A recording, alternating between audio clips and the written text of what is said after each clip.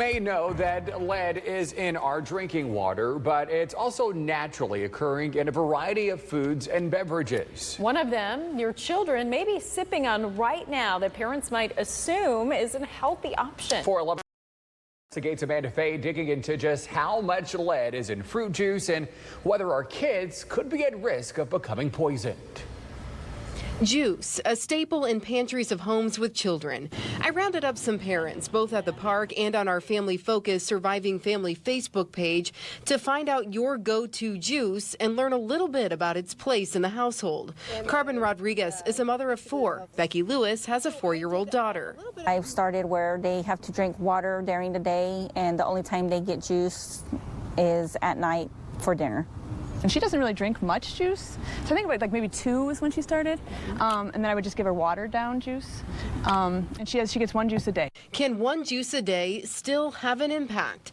I wanted to see just how much lead is in the juice many parents give their kids every day. I went shopping, choosing Welch's Concord grape juice, Juicy Juice apple juice boxes, Great Value or Walmart apple juice, Mott's apple juice, and Minute Maid apple juice boxes.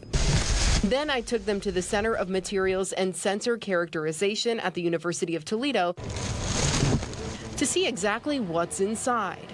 What they kind of look at. Former director for the RN Bachelor of Science program at the University of Toledo, Marilyn R. Woods, has spent nearly 5 decades committed to reducing lead levels in children. These children that have lead poisoning or have too much lead in their system tend to act out, tend to have trouble with staying on focus, kind of forgetfulness, and impulsiveness at school. The CDC's allowable limit for lead in the body is 5 micrograms of lead per deciliter.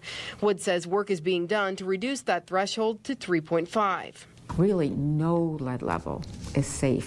Wood says everything we eat and drink containing lead can add up. The FDA sets a for lead in juice at 50 parts per billion. So what about the juice I had tested?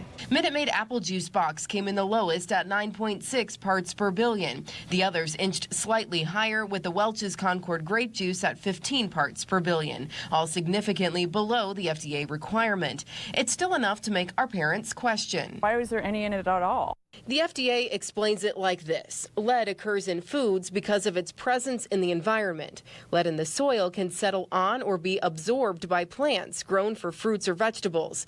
The FDA adds lead that gets into or on plants cannot be completely removed by washing or other food processing steps. On its website, the FDA says it seeks to limit consumer exposure to lead in foods to the greatest extent feasible. As I mentioned, the level of lead allowable in juice is 50 parts per billion. For bottled water, it's 5. I reached out to the FDA to understand the discrepancy. I wasn't provided a formal statement, but a public information representative says water and juice have different compositions.